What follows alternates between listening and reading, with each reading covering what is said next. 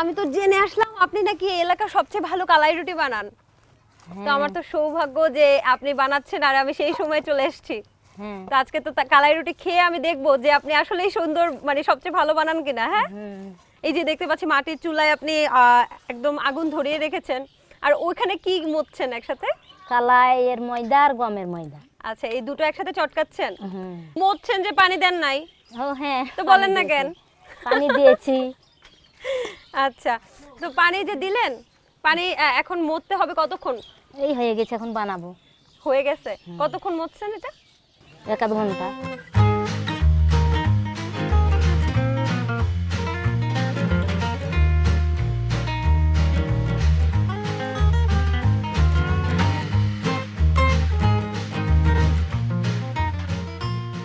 তো এই যে কালাই রুটি যে আপনারা খান, ও সাধারণত কি দিয়ে খান? বেগুন ছানা দিয়ে, ধনিয়া পাতা দিয়ে।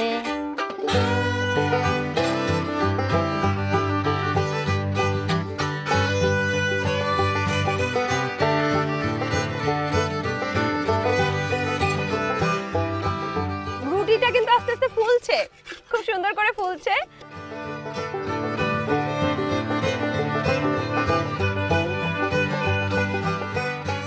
আচ্ছা, দেখা যাচ্ছে যে একটু একটু পোড়া পোড়া হবে নাকি এটা? হ্যাঁ,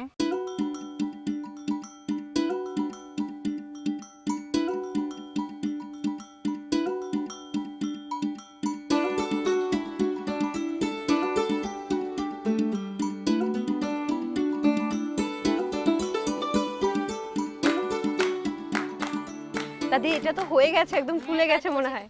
আচ্ছা আচ্ছা, প্লেট দিচ্ছি। বাহ, এটাই কালাই রুটি? এখনো অনেক গরম। আচ্ছা, একটু পরে খেয়ে দেখবো। আরেকটা বানাবেন নাকি? এটা একটু ঠান্ডা হোক না?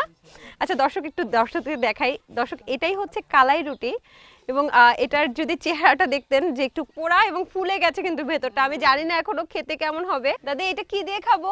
বেগুন ছানা আচ্ছা, একটু দিয়ে। দেখি এটা কি করতেছেন আপনি, একটু দেখান না আমাদের দর্শকদেরকে। এটা কি করতেছেন দাদি?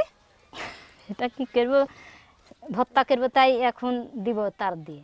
ও আচ্ছা, এই তারটা দিয়ে তারপরে হ্যাঁ। ভর্তা মানে আগুনে পোড়াবেন? হ্যাঁ, বাহ। এই আমরা যেটা হচ্ছে যে আগুনে পোড়ানোর জন্য এটা নিচে দিয়েছেন নাকি?